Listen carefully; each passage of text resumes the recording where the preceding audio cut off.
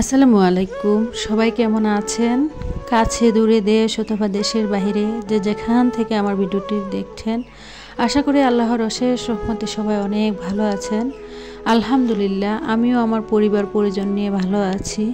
এই তো নতুন দিনে নতুন আরও একটি ব্লগ ভিডিও নিয়ে এসেছে আপনাদের মাঝে। আশা করি ভিডিওটি আপনাদের খুব ভালো লাগবে। এই যে সকালবেলা চলে এসেছি কিচেনে নাস্তা তৈরি করার জন্য। আমার বড় ছেলে সকাল 8টা থেকেই ক্লাস শুরু হয়ে যায়। ওদের স্কুল আর কি 2 শিফটে, তো ওর সকাল 8টা থেকে 12টা পর্যন্ত স্কুল। তাই খুব সকালবেলায় ঘুম থেকে আমার উঠতে হয়। আমি সকালবেলা ঘুম থেকে উঠে নামাজ পড়ি। নামাজ পড়ার পর কোরআন তিলাওয়াত করার পর তারপরে ছেলেদের নাস্তা তৈরি করি আর কি। আমার এক ছেলে যেহেতু মাদ্রাসায় পড়ে, আরেক ছেলে যেহেতু ক্লাস 7-এ হাই স্কুলে পড়ে, আর ও তো ক্লাস 7-এ যেহেতু পড়ে, ওর ক্লাস 8টা থেকে শুরু হয় আর কি। আর মেজো ছেলে সকালে যে মাদ্রাসায় থাকে ওইখানেই সকালের খাবারটা খায়, আর দুপুরের রাতের খাবারটা আমি গিয়ে আর কি ওইখানে দিয়ে আসি। তো এদিক দিয়ে আমার নুডলসটা রান্না হয়ে গিয়েছে, এখন ছেলেকে দিয়ে দেবো, খাবারটা খেয়ে নেবে। আর নুডলস যেহেতু আমার পছন্দের খাবার না, তার জন্য আমি নুডলসটা খুব কমই খাই। আমার জন্য একটা নাস্তা তৈরি করে নিয়েছি অফ ক্যামেরাতে, তারপর খেয়ে নিয়েছি। আর এখানে আমার ছেলে খেয়ে চলে গিয়েছিল, তার জন্য আর কি এখন টেবিলটা একটু পরিষ্কার করে নিচ্ছি। আসলে আমরা প্রবাসীর বউরা কতটা, আসলে কি বলবো, আমরা নাকি সারাদিন বাসায় খাই আর ঘুমাই। আসলে কথাটা কতটা সত্যি। প্রবাসীর বউ হয়ে কি সারাদিন আসলে আমরা খাই আর ঘুমাই? একজন প্রবাসীর বউয়ের কষ্ট এই পৃথিবীতে আমার মনে হয় কেউই বুঝবে না। শুধু একমাত্র তার মনের ভিতরে কত কষ্ট যে চাপা থাকে, সেই কথাটা আমার মনে হয় শুধু একজন প্রবাসীর বউ হয়ে অন্য আরেকজন প্রবাসীর বউর কষ্টটা সেই একমাত্র বুঝতে পারবে। স্বামী তো দূর প্রবাসী থাকে, শুধু টাকা পয়সা ইনকাম ছাড়া, শুধুমাত্র যে ধরেন একটা ফ্যামিলিতে ইনকাম ছাড়া, টাকাটা ছাড়া যা কিছু করতে হোক না কেন, সব কিছুই কিন্তু একজন স্ত্রী হিসেবে আমাকেই করতে হয়।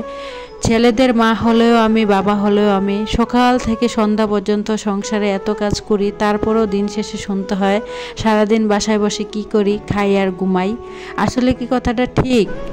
সকালবেলা ঘুম থেকে উঠে বাচ্চাদেরকে নাস্তা খাইয়ে রেডি করিয়ে তাদেরকে যার মতো করে স্কুলে মাদ্রাসায় পাঠাতে হয়। তারপরে আছে সংসার, আবার ছোট একটা বেবি আছে আমার সাথে। হয়তো অনেকে জানেন আমার একটা মেয়ে আছে। আমার মেয়েটা 2 বছরের বাচ্চা, মানে 2 বছর আর কি চলে। তো 3টা বাচ্চা সামলানো একা হাতে পুরো একটা সংসারের দায়িত্ব। টাকা, শুধুমাত্র টাকাটা ছাড়া একটা সংসারে যা যাবতীয় যা কিছু লাগুক না কেন, একটা মেয়ে সারা দিন একটা মেয়ে বা গৃহিণী হিসেবে আমাকেই করতে হয়। সকাল থেকে সন্ধ্যা পর্যন্ত একটা সংসারে সব কিছু আমাকে একা হাতে সামলাতে হয়। বাজার করা থেকে শুরু করে বাচ্চাদের স্কুল কলেজ মাদ্রাসা বা বাচ্চাদের খাওয়া দাওয়া, তারপরে বাচ্চাদের অসুস্থ হলে বাচ্চাদেরকে ডাক্তারের কাছে নিয়ে যাওয়া। আসলে সব, মানে একটা ফ্যামিলির যা কিছু আছে সব কিছু আমার একা হাতে সামলাতে হয়। শ্বশুরবাড়ি থেকে শুরু করে, বাসা থেকে শুরু করে সব কিছুই আমার একা হাতে সামলাতে হয়। আসলে কি বলবো, মানে একটা প্রবাসীর বউ হয়ে যে কতটা প্যারার মধ্যে দিয়ে সারাটা দিন যায় শুধু একমাত্র নিজেই বলতে পারবো। সকাল থেকে একবার ঘুম থেকে উঠে সকালে নাস্তা বাস্তা তৈরি করে বাচ্চাদেরকে খাবার খাইয়ে তারপরে পুরো বাসার যত কাজ আছে সব কিছু করে নিতে হয়। এরই মাঝে দুপুরে রান্না বান্না সব কিছু সামলাতে হয়। তারপরে আমার মেজো ছেলে যেহেতু মাদ্রাসায় আর কি, আপনাদের সাথে শেয়ার করা হয়নি, মাদ্রাসায় তাকে একেবারে দিয়ে দিয়েছে। আগে যেই মাদ্রাসায় পড়তো ওই মাদ্রাসা থেকে এখন একটা, মানে এই যে ফেব্রুয়ারি থেকে অন্য একটা মাদ্রাসাতে দিয়ে দিয়েছি। আর ও কিন্তু কোরআন শরীফ পড়ে, আর আমি চাচ্ছি, ওর বাবাও চাচ্ছে যেন ও কোরআনের হাফেজ হয় আর কি। তার জন্য একটা ভালো মাদ্রাসা দিয়ে দিয়েছে। আগে যে মাদ্রাসাটা ছিল এটা ছিল ক্যাডেট মাদ্রাসা আর কি, একদম সেম কেজি স্কুলের মতো। তো ওই মাদ্রাসা আসলে আরবির চাপটা খুবই কম আর বাংলাটা বেশি, তার জন্য ওই মাদ্রাসায় রাখিনি, তাই তাকে একটা হাফিজি মাদ্রাসায় দিয়ে দিয়েছি। আর ছেলেকে মাদ্রাসায় দিয়ে আছে অনেক বড় চিন্তা টেনশনের মধ্যে দিয়ে, কারণ ছেলেকে প্রায় ওইখানে একদম খাওয়া দাওয়া থেকে শুরু করে সব কিছু আর কি, যাবতীয় যা লাগে সব কিছু দিয়ে দিয়েছিলাম। তো ওইখানের খাবারগুলো নাকি ও খেতে পারে না। আর ওইখানের খাবারগুলো আসলে আমিও দেখেছি, ও মানে যে মাদ্রাসায় যত ছাত্রছাত্রী যত বেশি হবে আসলে ওই মাদ্রাসা খাবার আমার মনে হয় অতটা ভালো হয় না, বা রান্না বান্না অতটা ভালো না, তার জন্য আর কি আমার ছেলে ওইগুলা দিয়ে খাবার খেতে পারে না। ও অনেকটাই কষ্ট ফিল করে। তার জন্য ভাবলাম যে যাই হোক, আমার যতটাই কষ্ট হোক না কেন, আমি একটু বাসা থেকে নিয়ে ওকে খাবারটা দিয়ে আসব। যেই বাবা সেই কাজ। সারাদিন এত কাজ করার পরও দিন শেষে কত কথা শুনতে হয়। সারাদিন প্রবাসীর বউরা সারাদিন বাসায় বসে খায় আর ঘুমায়। আপনাদের সাথে কথা বলতে বলতে কিন্তু সকালে নাস্তা সেরে পুরো বাসাটাকে গুছিয়ে নিয়েছি।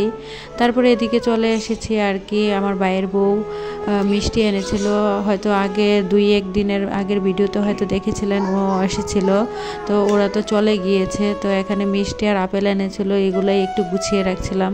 আপেল কিন্তু অর্ধেক খাওয়া হয়ে গিয়েছে, মিষ্টিও খাওয়া হয়ে গিয়েছে। যেগুলাই ছিল এগুলো আর ভিডিও করতে পারিনি, তাই এখন করে নিচ্ছি আর কি। আসলে প্রবাসীর বউরা সারাদিন বাসায় বসে খায় আর ঘুমায় না। এর বাহিরে কিন্তু অনেক দায়িত্ব কর্তব্য পালন করতে হয়। ছেলে মেয়ের দেখাশোনা থেকে শুরু করে একটা সংসারে দেখাশোনা করা আসলে আমি মনে করি অনেক বড় দায়িত্ব, যেগুলো আসলে টাকা দিয়ে সব কিছু হয় না। টাকা দিয়ে যদি মানুষ এই পৃথিবীতে সব কিছু করতে পারতো, তাহলে আর মানুষের প্রয়োজন হতো না।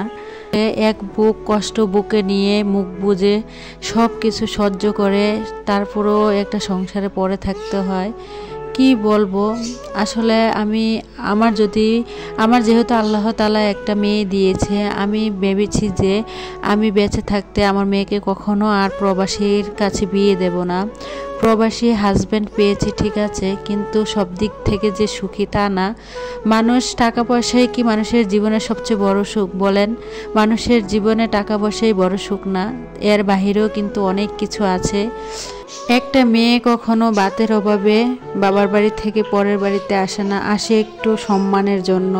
এই কথাটা অবশ্যই সকল স্বামীদের মাথায় রাখা উচিত। তাই পৃথিবীর সকল স্বামীদেরকে বলবো, অবশ্যই নারীদেরকে সম্মান করতে শিখুন। নারী, মা, মেয়ে এবং স্ত্রী। যাই হোক, এদিক দিয়ে আপনাদের সাথে কথা বলতে বলতে কিন্তু দুপুরে রান্নাবান্না শেষ করে নিয়েছি। এখানে ডাল রান্না করেছি ফ্রোজেন জলপাই দিয়ে, আর চিংড়ি মাছ দিয়ে পালং শাক রান্না করে নিয়েছি। কিন্তু এরই মাঝে গোসল করে নামাজ পড়ে নিয়েছি।